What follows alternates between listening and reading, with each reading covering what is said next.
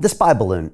Well, first of all, the espionage, if they do so much of it, Mike, does it mean that there's a good ROI on that? And should we, or we, when I say US, UK, I'm a dual citizen as well, does that prove we should be doing more if it really has a return on investment? Well, I'm not saying we don't do more. We just don't go into any details. And look, you should always hope, because people always say that to me. When I talk about what the Chinese regime does or what the Russians are engaged in, or the Iranian intelligence, which is very good. And people always say, the US does it too, or the Brits do it too, or whomever. And I'm thinking, well, shit, you better hope they do. And you better hope they're, the best at it. Because this world, it doesn't exist as a community of nations. People always make that mistake that we're all going to sit around and, sing songs together and unicorns are going to come flying out of our asses, but it's not the way it works. And so my point, I guess, is always that we better be the best at it. Now there's a different approach, which is where the playing field is not level.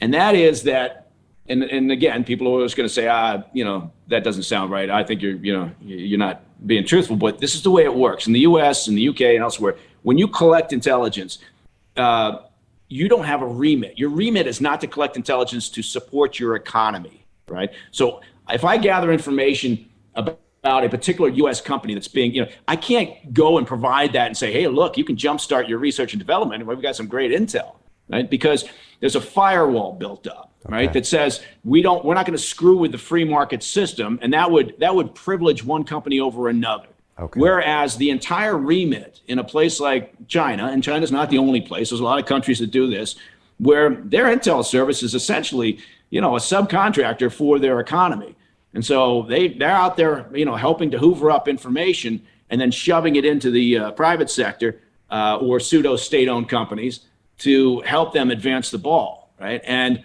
so there's a difference there. It's a subtle difference, but it's an important difference because it means the playing field again isn't level. Are they trying to get in our face a little from a psyops perspective? I mean, the balloon. I mean, they must have known there was a chance of us finding out. On this article, the Journal, they're flying their jets within 20 feet of our jets out there in the South China Sea. I mean, is there some of that, or is that not really their style? Are they just trying to grind us out slowly, like burning the toad in the pot with the water? You start off and you just slowly turn the temperature up until we don't know what hit us by 2170. I don't know. What do you think is happening there? Yeah, I think it's interesting. I think it's very complex, the sort of their perception of intel gathering.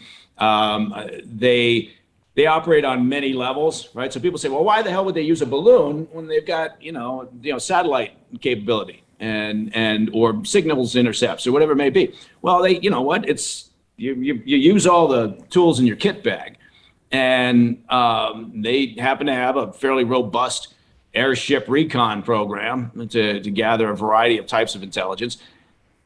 Did they imagine that there was a chance that we would spot that balloon? I'm sure they did. Look, they tend to be very smart in the way they gather intelligence. Were they embarrassed by the incident? Probably slightly. Did they ultimately not care? I don't think they cared really. And I think in a way, there were some folks that thought maybe they were sending a signal that they were trying to, because there is complex when you talk about Chinese diplomacy and the relay of messages and what they're thinking. They tend to work in ways different from the West, right? We're going to write a communique or a harshly worded note or, arrange a meeting. And oftentimes they're doing things more indirectly, right? Through actions or subtle messages or sidebar conversations, whatever it may be. So I think that all those factors were at play here. They're not going to stop. Look, there was a period of time, I think it was 2015, when Obama and Xi supposedly came to an agreement, that China would not engage in cyber shenanigans. And of course, all they did was, step up their game. So they don't really care, right? Because again, in part, they view the West as a declining part of the world.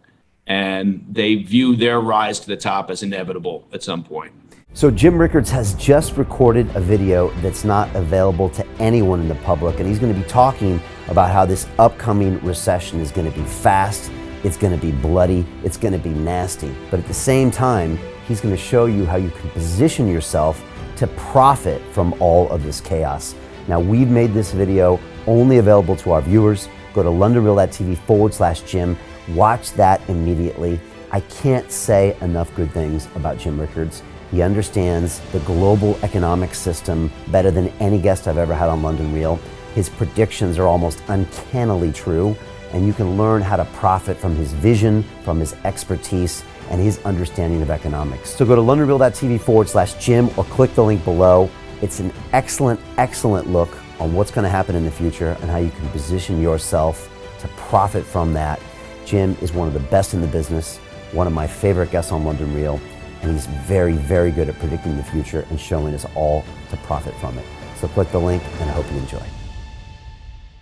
Hey, it's Brian Rose, founder of the DeFi Academy. I've told you my 4-week crypto bootcamp is amazing, but don't take my word for it. This is what my students are saying. The DeFi Academy was an amazing experience for me. It took me totally out of my comfort zone. In this course, I was challenged, I was held accountable, and pushed to do things that honestly weren't always easy. It's been phenomenal, and I can't believe we're already up on our 4 weeks. It has flown by. Going through this DeFi accelerator by far was one of the best courses I've taken. You do this course, you really get into the nitty-gritty of the activities that will make you comfortable with decentralized finance.